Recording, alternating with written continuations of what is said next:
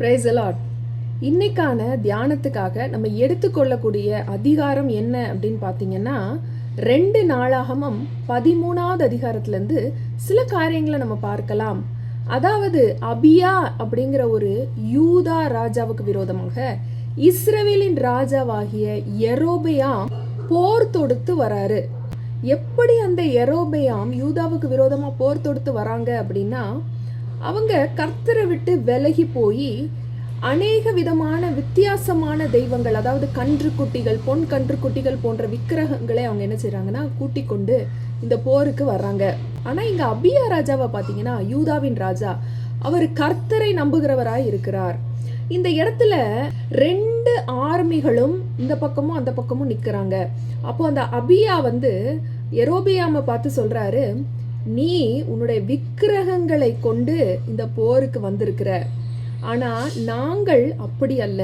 நீ தேவனை விட்டு பின்வாங்கி போயிட்ட, ஆனா நாங்க தேவனை நம்பி இருக்கிறோம். 2 நாளாகமம் 13வது அதிகாரம் 10வது வசனத்தை நீங்க வாசித்து பார்த்தீங்கன்னா, எங்களுக்கோ கர்த்தரே தேவன், நாங்கள் அவரை விட்டு விலகவில்லை.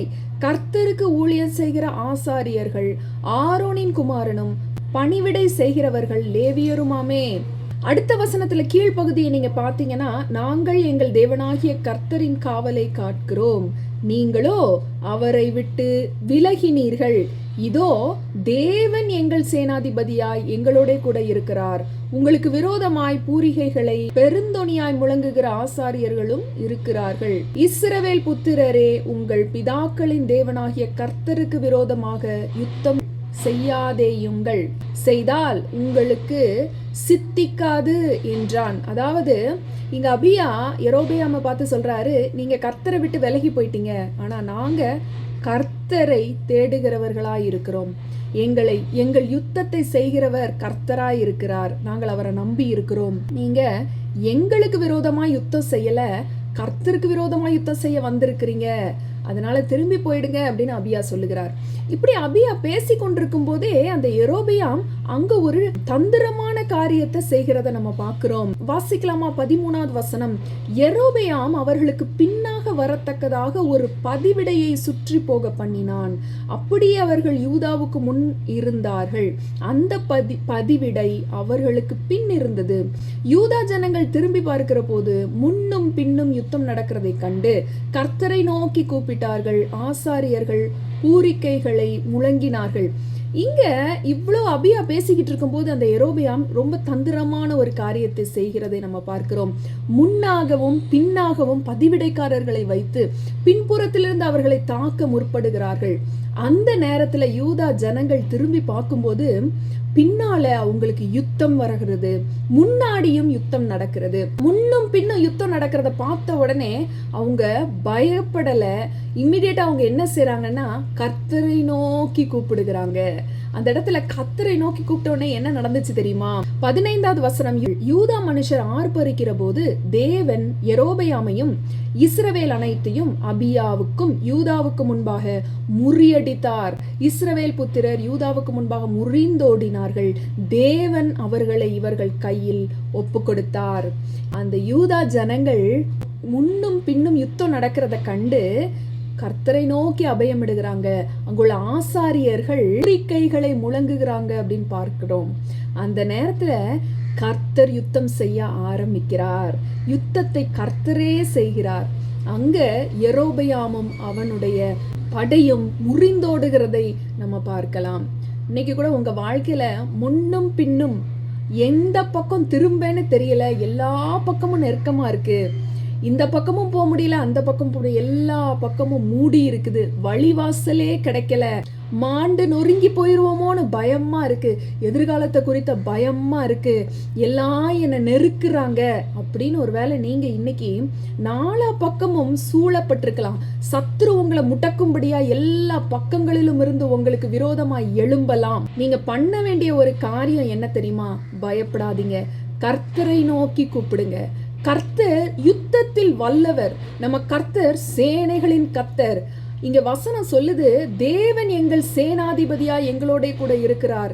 இன்னைக்கு உங்களோடும் கூட உங்க பிரச்சனைக்கு விரோதமாய் போராட கர்த்தர் உங்களுக்கு சேனாதிபதியா இருந்தால் நீங்க எதை குறித்தும் பயப்பட வேண்டிய அவசியம் இல்லை. கர்த்தரே உங்களுக்காக யுத்தம் செய்வார்.